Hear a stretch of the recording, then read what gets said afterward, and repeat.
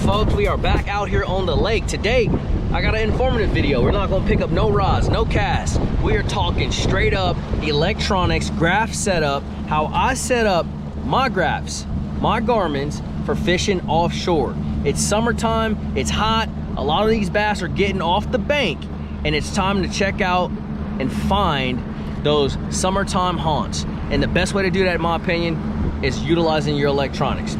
So let's jump into this thing and see if we can't find us a few. All right guys, so we're out here on the lake. We just launched.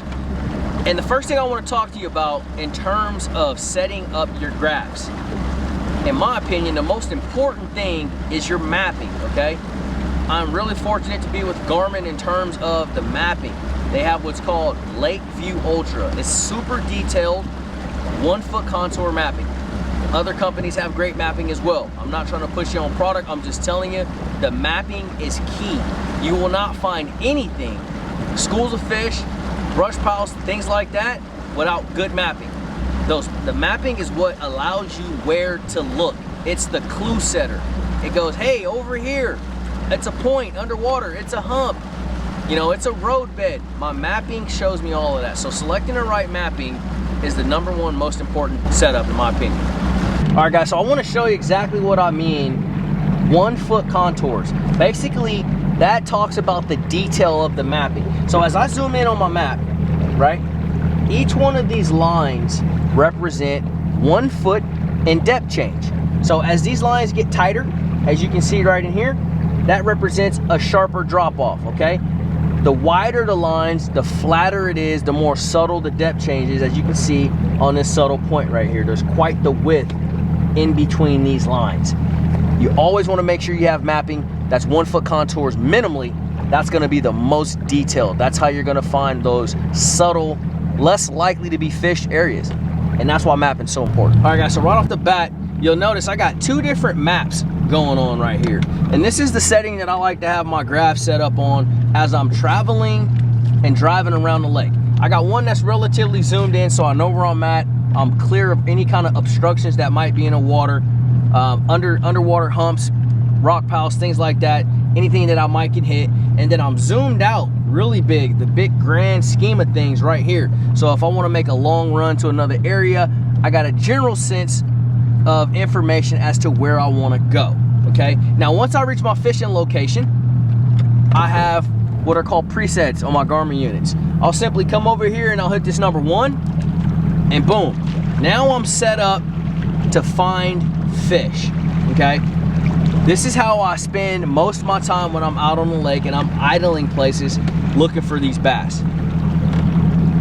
I'll have one screen that I'll zoom in pretty tight once I get to my fishing location or where I want to look, and this is going to show me all the different depth and contours that we spoke about earlier as far as where we need to look. Then I got 3 more screens set up here, okay? I have 2D sonar, I have down view, and I have side view. And these are all very important and they all serve a different purpose. And so I'm gonna go through these with you guys step by step. As I've all used and have seen over the years is 2D sonar. I really like 2D sonar. 2D sonar is very sensitive. It picks up on the most subtle little things in the water. I love it for that. But where it lacks, the other 2 pick up. Obviously it can't see off to the sides, and it does not show very detailed separation. Down view shows extremely well and a really good separation. So you can see this right here. There's some fish right here on the bottom. You can see there's some stumps, right? But on 2D sonar, it just kind of looks like more or less like blobs, okay? The down view shows the separation. So there's a stump right there with a fish sitting right on top of it. And you can see how it looks on there versus how it looks here. 2D doesn't even show that stump, but it's clear as day right here. And there's one single fish sitting on top of it, like having 2. I can compare and contrast between the 2 different units. And then obviously side view is side view. It's looking off to the sides. I like to have my presets at 100 foot. That changes depending on water depth. The shallower I get, the less further I want to look out. I like to look out 40 to 60 foot when I'm shallow. And as I start to get 15 foot and deeper, I'll put that out to 100 foot so I can really get out there and see. Now we got a bunch of fish kind of scattered through here, as you can see them higher in a water column, and they're nestled down in some of that wood right there. But these Garmin units really pick them up well. Crap, holy crap. That's gotta be white bass. Gotta be, jeez, please. All right, a couple things I like to play with when I'm setting up my graphs are my contrast and my brightness, okay?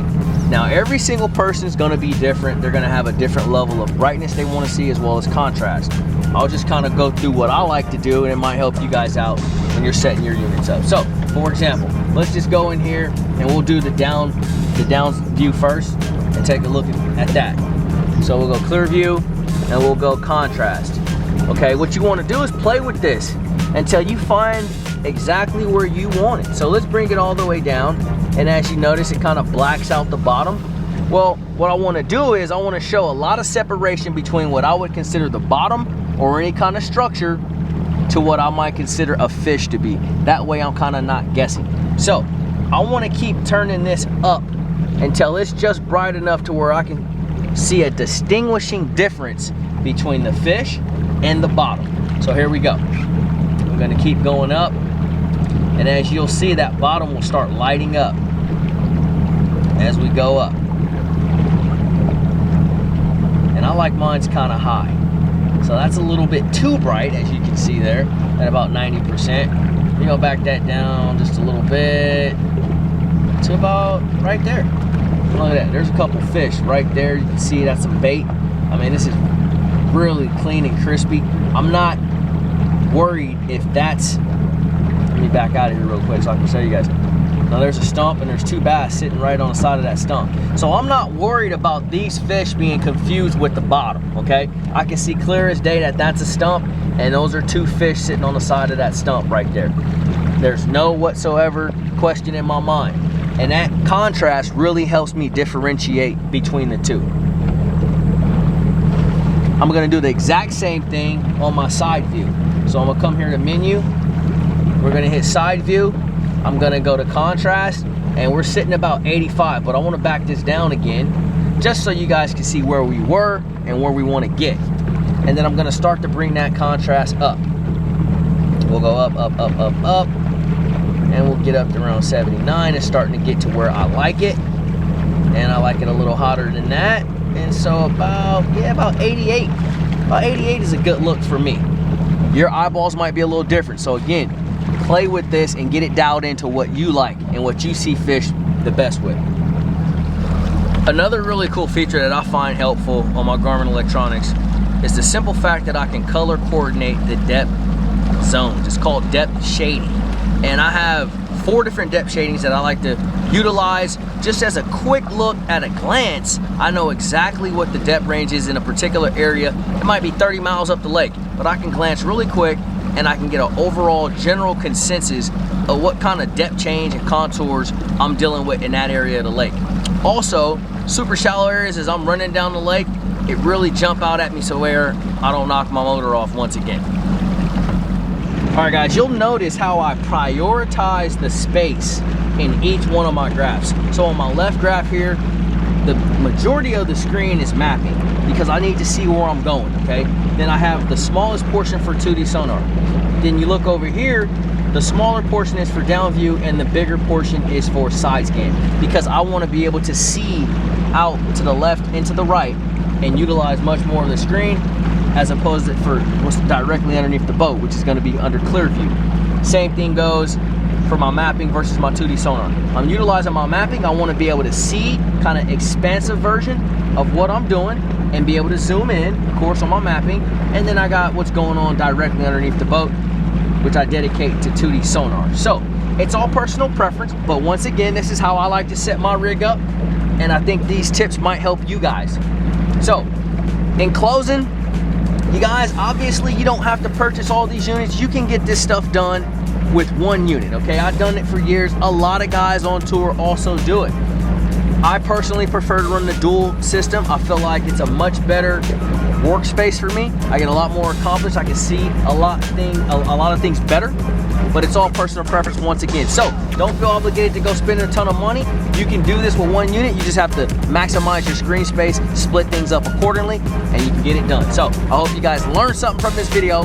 Thank you for watching. Please drop a comment, please subscribe, and I'll see y'all on the water.